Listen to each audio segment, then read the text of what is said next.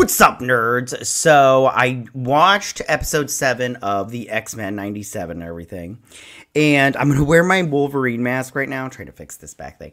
I forgot that I had this thing because like I saw it in the store and I was just like, oh. And then I had this shirt, this Wolverine shirt. This is from Comic Book Girl 19. She did this thing called casual cosplay. So it's like a Wolverine shirt, but you can wear it just anywhere or whatnot. Anyways, I love it, and I was like, I'm gonna wear this Wolverine mask because I forgot I had it, and I was like, for this review and see if I like it or not. I don't know. Right now I'm not liking it, but we'll see how this goes. Okay. I liked this episode. I'm telling you right now, this show is, I think, really good. I'm really enjoying it a lot. I think that it's being its own thing, but also paying homage to the show that came before. So I'm really enjoying it so far. I'm not enjoying some of the choices that they're making in terms of like bad guys or whatnot. I'll tell you that in a minute. And then I'm also not enjoying the rushedness of it. Like they're just rushing through a lot of these great storylines from the comic books. Speaking of comic books, I'll tell you right now, they are bringing in a lot of comic book stuff that I'm just like, what? I'm like, this is good. This is good, yo. I really like it a lot. You know, and I don't remember every single detail that they talk about in these movies because I'm just like they can this show, but they do bring these characters they're from the comic books and these things from the comic books and these storylines that I'm just like, this is so good. Like, this one, oh, there was a writer that they brought from this one. Oh, what was his name? And he wrote for a while. I think it was Scott Lobdell, I think his name was. Don't quote me on that, I can't remember. But he did like Age of Apocalypse and everything, and I just really like Age of Apocalypse is one of my favorite storylines of all time. It's so good. Okay, anyways. At least I think he did Age of Apocalypse. I don't know. It doesn't even matter. Okay. Sorry, I'm just rambling now. Let's get to this breakdown and stuff. And then I'll meet you on the other side and I'll tell you what's going on and everything. And yeah. All right, here we go. As the X-Men hold a funeral for Gambit, Rogue angrily searches for Gyrick and Trask. After gaining information from General Thornbolt Ross and Captain America, Rogue finds Gyrick in Mexico and absorbs his memories. Okay, so first things first, the funeral of Gambit was really, really sad. I think they touched on the fact that Nightcrawler here is the one that ran the funeral. And in the comic books, Nightcrawler, because I mean, he drops out of religion and in and out of religion and everything, but he's a priest. And I really liked that they had him run the funeral. And I really liked it a lot. And he talked about how his tell was humbleness. Was that humbleness? I can't remember exactly what he said. Sorry, I didn't write it down. But I really liked that a lot. And at one point during the Hickman era, it gets very heady because then Nightcrawler talks about like, you know, starting their own mutant religion, and it's very, very good. The Hickman run, or at least most of it is pretty good. I liked it a lot. It's a lot of heady stuff. But then Rogue, she doesn't go to the funeral. And in the funeral, we got to see Belladonna and the Thieves Guild and the Assassins Guild and everything. You remember that episode from the old show and everything? And she lost her powers, but I don't like that. I didn't like that. I don't like it when people lose their powers. But anyways, but it's so good that they brought those characters back. And so the funeral was really nice. So then Rogue, she didn't go to the funeral because she was pissed and everything. And she is on a mission of vengeance, right?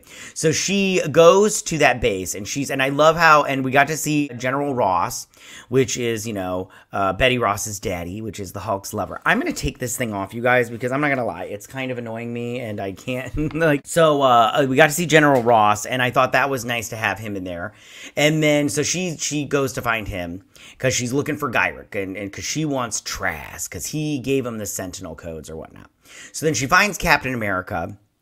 And even though I really did like seeing Captain America because it was, you know, in the Marvel Universe, I felt like her going to him really didn't do anything. Like, it was very much like, huh, that was just in there. And then when she threw his shield, I was like, oh, what a bitch. I was like, honey, you could take him. You don't need to throw his shield at everything. He's not going to follow you. He's not going to be able to keep up with you. So she goes to Mexico, right? And she goes into that little compound where Gyrick is at. And he's like, you know, fiddling with bugs or whatever. And she takes down all these guys, these little soldiers or whatnot, and they have the OZT, which stands for Operation Zero Tolerance, which we'll get into that in a little bit because, Yeah, that wasn't my favorite thing in the comic books, but we'll talk about that at the end. Anyways, so, and then she takes them all out, and then she finds Gyrick, and when she steals his memories, oh, that was good, right? When she steals his memories, like, I was like, oh, bitch, you did, and everything. And, because it was all green and everything. It was very cool. It was very cool. Gyrick is killed later that night by a mysterious man who is working with Sinister. So then later, Gyrick, he's all in bed, and he's like, your plan worked and everything. And then Bastion, who we find out it's Bastion, and I'll talk about him later, but he kills him, and he does the thing where he, like, plugs his mouth and his nose at the same time, and I'm like, oh my god, I've had that done before to me. It sucks and everything, but I've done it to people too, so it's like, whatever. Anyways, but yeah, so he kills Gyrick, which, I have to be honest with you, I'm not a fan of killing good bad guys. But at the same time, I'm all like, it's fine, kill that bitch. While assisting in the recovery efforts at Genosha, the X-Men are contacted by Trask, who tells them that he is in Madripoor. They get Rogue on the way. So I really like the Genosha, like they're going in and trying to help and find other mutants that survived, because they talked about it. And for me personally, it was very reminiscent of 9/11. I was alive at that point in time. I remember where I was, and then I remember the aftermath. And for me personally, you didn't see on TV because back then they were, mindful of that shit, but they didn't show any, like the bodies coming out of the rubble. So in this one though, they did show, and the nurse in there, I can't remember her name, she talks to him, to Beast, and talks about how, like, the survivors, they started dying off and everything. And then they started not finding any survivors. And I thought that it was really, really sad. And then he had like a little tiff with his reporter girlfriend, right? I think they end up in the comic books. I can't remember. But then Jean and Cyclops are looking through the rubble, and they find Emma Frost. And she's all like, but I didn't die. Okay. I had crystallized. Oh. And now I'm a glamazon bitch ready for the runway. And this is totally comic books accurate, because after the attack on Genosha in the comic books, that's how her dormant becoming a diamond gets activated. And so that's comic book accurate. I do like the people that are writing this show. They are being very, like, comic book accurate. And if they're not being comic book accurate, they're being very close. So I personally appreciate that, because when that happened, because I didn't realize that she was not accounted for. And so I thought maybe she survived and everything. And then, like, Jean was going like, I see their last memories, and they showed her and Sebastian Shaw. I was like, oh, maybe they did kill her. That sucks. But no, she survived. And because when they were like, we found a psychic, and they thought it was Madeline Pride, I was all like, and Cyclops was kind of bummed that it wasn't Madeline Pride. I was all like, man, that's crazy. But yeah. So when Trask, when he contacts them and tells me he's in Madripoor, I was like, ooh, Madripoor, we're gonna go there again. But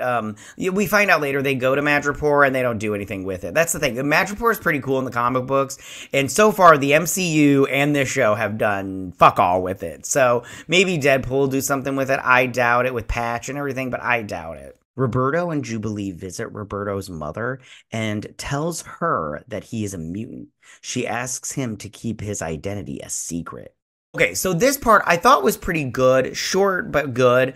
And Roberto, it was very much, and this is the part of the show that I think has always been good in terms of them from the past. Like, they would sneak in these small little things, without shoving it down your throat. I think the problem with shows these days is they shove a message down your throat, and I don't want to hear that shit. You don't want to hear that shit. We don't want to hear that shit. But I thought this was definitely a, way to, it was a coming out kind of thing. And so for them to do that, but with a mutant, was good. And with Roberto, I mean, he's not gay because he's feeling Jubilee and everything.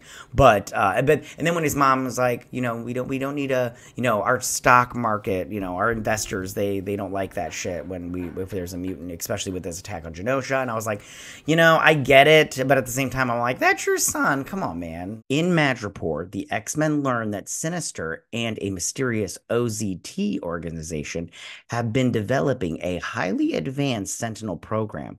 Rogue drops Trask to his death, unknowingly activating programming that turns him into a human Sentinel hybrid. So they get to Madripoor, right? And when Rogue is like sitting there and I can't remember exactly what Trask says, but he tries to off himself, right? And Rogue grabs him, right? Because he didn't want, he's working on, you know, stuff. And he says, I just don't have anything left. And then you see her, and then they show her mouth up close, and she's like, neither do I. And she drops him. I was like, oh, that's good.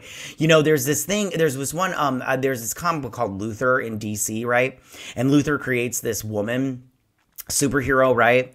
And she's like flying up in the air, and she gets toy maker, and she does the same thing. Like, she's flying up in the air, and he's like, just take me to jail. And she's like, you're not going to jail. And she just lets go, and like the people are like, yay, she got rid of him and everything. And Superman didn't like that shit. But anyway, so it kind of reminded me of that, you know? I don't think she's ever done that in the thing. And then Morph, right? He's just all like, is this who we are now? And I was like, is this who you are? Because a small piece of me likes it. Daddy kind of likes it, you know? Taking out the bad guys.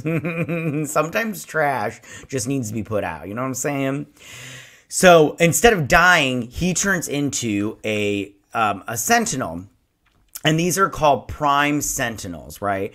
And they are also in the comic books. Now, I have to be honest with you. I didn't like the Prime Sentinels in the comic books, and I probably won't like it here.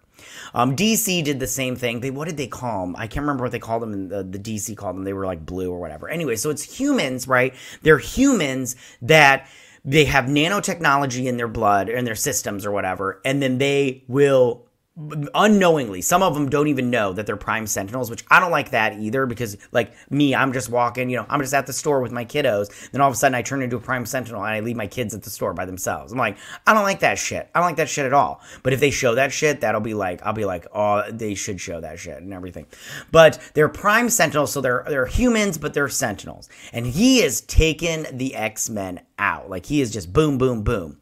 And Cyclops and Jean, and I think Rogue is too. They're all Omega level mutants, and he is taking out Omega level mutants. And I was like, wow, if you get an army of these, like, what are they gonna do? Like, Genosha was just the tip.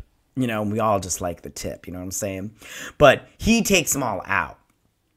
Cable arrives, defeats Trask, and explains that Sinister is working with a greater threat that they must stop. So Cable shows up and throws a little EMP grenade or whatnot, which I liked that. I was like, that's good. And he's all like, you gotta fix this and everything. And I'm like, Cable, why don't you go and fix it, okay? You know, it's easier said than done, punk. And then I did like also when Jean tries to like get into his head, he's like, get out of my head and everything. You're not my mom and everything. I liked that. I thought that was good and everything. This threat is Bastion, who reveals to Sinister that Xavier is alive in space and that Magneto, presumed dead in the Genosha attack, is also alive and Bastion's prisoner. Okay, so we get the big bad of this season. Now, we all thought it was Sinister, which I don't like Sinister. I've said that before. I'll say it again. I don't like Sinister. But I'm not a huge fan of Bastion either. I was never a fan of him in the comic books. Now, I mean, it's fine that they did it because he's a hybrid of what's it called? Nimrod and then another Sentinel. He's not human. He's not human at all. So, and I personally don't like his, like, it's fine that he's better than Sinister as a bad guy. But I just personally just didn't like him in the comic books. But again, it's fine. I'm not like mad that he's probably a better bad guy. I don't like that he keeps playing that Purple People Eater song. I do like that song, but I'm just like, I don't need to hear this every time you're on screen, dude. Like, I got it. You like the Purple People Eater song, okay? There's a movie about that. But yeah, so Bastion, he basically just like a mega Sentinel, because like I said, he is a mixture of Nimrod and then Master Mold. And so I don't know how I feel about them bringing him in, but he's probably a better bad guy. And I don't know how I feel about the Sentinel situation, because I'm like, I like the Sentinels when they're big and everything, and they just show up and they're like crashing through walls and shit, not when they're like human size. But at the same time, I'm like, I'm going to watch it because I'm down for it, because the show has been pretty good. So we'll see. The next 3 episodes are the season finale, and it's a 3-parter, which we all know we love those parters, those however many parters. And we'll see how this turns out. I'd like to see Storm get in there, see what that boss bitch can do. And I'm excited for the show. I really like this show. I think it's good. I like where they're going for the most part. I like the way they've handled it for the most part. It's really, really good. So we'll see how this ends, and I hope season 2 comes quickly. You know what I'm saying? But not too quickly. You know what I'm saying? All right. But tell me what you guys thought about this episode. Did you like it? Did you not like it? What was your favorite part? Who was your favorite character in this episode? How do you feel about them bringing in Bastion? Do you know the character from the comic books? And how are you loving all this comic book goodness that they're bringing to this show and everything? But tell me what you guys thought. Go ahead and leave all your comments in that section down below. If you like this video, go and hit that like button. I won't mind. If you're new to my channel, please hit that subscribe button. I'd greatly appreciate it. And I'll see you guys on my next X-Men breakdown and review. You guys have a good week. Bye.